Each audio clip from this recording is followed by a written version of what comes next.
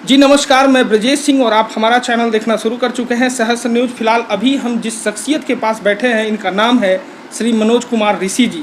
आप जितने भी दर्शक हैं शायद इनको जानते हो, अगर नहीं जानते हैं तो हम आपको बता दें कि ये जनता दल यूनाइटेड के भावी प्रत्याशी हैं। जो इस विधायक का जो चुनाव अभी आ रहा है 2020 का, इसमें यह कोढ़ा का जनता दल यूनाइटेड से प्रतिनिधित्व करने की सोच रहे हैं और शायद पार्टी इनको इस बार टिकट दे भी दे। फिलहाल चलते हैं, बात करते हैं मनोज जी से कि आखिर में इन्होंने जो आगे का प्लानिंग किया है, कैसे कैसे किया है और क्या क्या किया है। जी सर, आपने बहुत बहुमूल्य समय हमारे चैनल को दिया, इसके लिए सर तहे दिल से सबसे पहले तो हम आपका और आपके चैनल का शुक्रिया अदा करते हैं कि आप आज अपने चैनल पर हमको अपनी बात रखने का मौका दे रहे हैं। इसके लिए हमारी ओर से हम आपका अभिनंदन और स्वागत भी करते हैं। बाकी जो आगामी 2020 में विधानसभा का चुनाव होने जा रहा है, इसमें चूँकि हम जनता दल यूनाइटेड से बिलोंग करते हैं और काफ़ी समय से हम इस पार्टी की सेवा कर रहे हैं और क्षेत्र के जनता के बीच भी लगे हुए हैं दिन रात। और मैं ही नहीं, जैसा कि आप लोगों को पता होगा कि मेरे स्वर्गीय पिताजी श्री विश्वनाथ ऋषि 3 बार इस विधानसभा का प्रतिनिधित्व कर चुके हैं और यहाँ की जनता ने उन्हें हमेशा अपना प्यार और आशीर्वाद दिया, जिसके कारण वो एक साधारण किसान के परिवार से होने के बावजूद भी बिहार सरकार के माननीय मंत्री तक गए। इसके लिए हम कोढ़ा की जनता का, हमारा परिवार और मैं पूरी तरह से हम आभार व्यक्त करते हैं और उनके ऋणी हैं हमेशा के लिए। और अब चूँकि वो इस दुनिया में हैं नहीं और मैं भी इस पार्टी में बना हुआ हूँ, तो मैं भी उनके पद चिन्हों पर चलते हुए कोढ़ा की जनता की सेवा करना चाहता हूँ। और मैं जनता दल यूनाइटेड का सक्रिय सिपाही हूँ। इस नाते मैं इस बार अपनी पूरी तैयारी रखा है, हम अपनी ओर से कि विधानसभा का चुनाव लड़ें और हम इसके लिए दिन रात क्षेत्र में भी लगे हुए हैं, पार्टी की सेवा भी कर रहे हैं। और माननीय मुख्यमंत्री जी से हम ये ऐसा उम्मीद करते हैं कि इस बार ये कोढ़ा का सीट निश्चित रूप से जनता दल यूनाइटेड को मिलेगा। और अगर उनके आशीर्वाद से हमको चुनाव लड़ने का मौका मिला, अगर हम यहाँ के प्रतिनिधि चुने गए, तो हम आश्वस्त करना चाहते हैं कोढ़ा की जनता को कि जो आज तक कोढ़ा में नहीं हुआ है वो हम करके दिखाएंगे, ऐसा मेरा मानना है। अच्छा भैया, सबसे बड़ा जनता दल यूनाइटेड का इस बार मोटो क्या रहेगा, किस मुद्दे पर चुनाव लड़ेगी?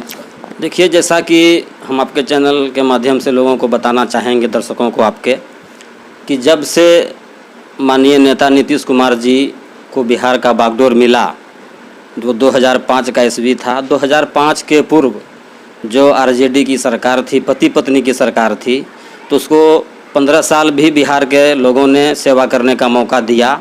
लेकिन वो 15 सालों को कुशासन के रूप में उन्होंने स्थापित कर दिया। अपना तो स्वार्थ के लिए पूरे बिहार को मतलब कि हिंसा, क्राइम, अपहरण, बलात्कार, इस सब में झोंक दिया। आपकी सरकार में कहाँ बंद हुआ है? ये बात बिल्कुल सही है कि छिटफुट घटनाएं हमारे ही सरकार में हो भी रही है।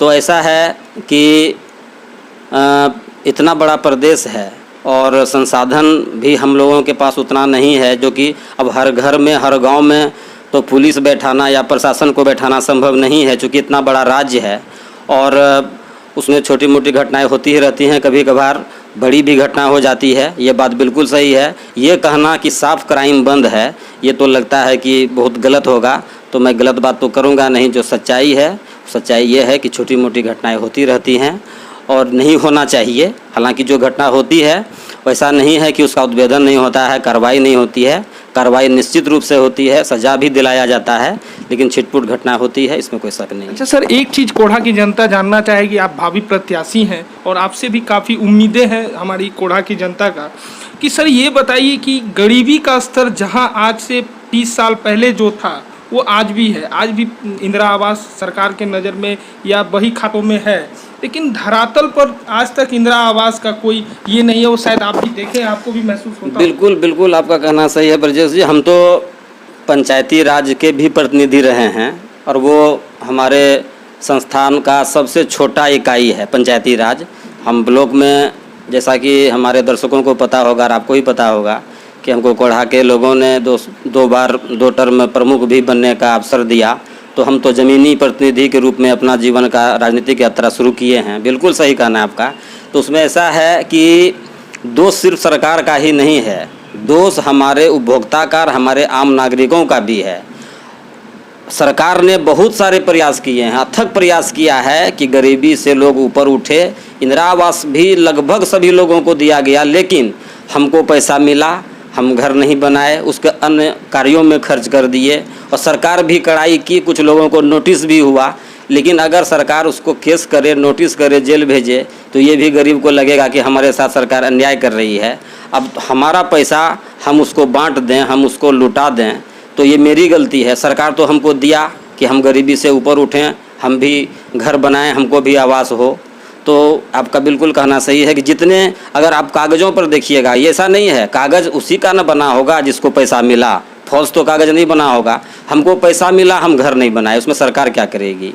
हमको भी जागरूक होना होगा ना, तभी। अंतिम सवाल सर, कि आपसे उम्मीद है लोगों का कि अगर आप विधायक बनते हैं तो हमारी कोढ़ा के लिए आप कौन ऐसा काम करेंगे जो कि सब दिन वो याद रखें और उनकी स्थिति जो है ऊंचा बेहतर होते जाए? कोढ़ा के लिए जो योजनाएं बनेंगी वो हम नहीं बनाएंगे। इसलिए हमें भी आपको कहा कि जो नहीं हुआ है आज़ादी के 70-72 सालों तक, वो होगा। कोढ़ा की योजना वहाँ की जनता बनाएगी, हम इम्प्लीमेंट करेंगे। योजना मेरा नहीं होगा, योजना वहाँ की जनता तय करेगी, उसका इम्प्लीमेंट कराने का काम मेरा होगा। इसलिए हम बार बार ये कहेंगे कि अगर मौका मिला तो एक नया कोढ़ा हम आपको देंगे। बहुत बहुत धन्यवाद सर। जी धन्यवाद। ये थे मनोज कुमार ऋषि जी, जो भावी प्रत्याशी हैं जनता दल यूनाइटेड से, और इन्होंने जो कहा कि ये कोढ़ा को विकसित करेंगे, विकासशील नहीं विकसित करेंगे। देखना है कि आखिर में आगे क्या होता है। जो भी चीज़ होगा वो अच्छा ही होगा। हम इसी तरह का वीडियो आपको दिखाते रहेंगे। तब तक के लिए नमस्कार।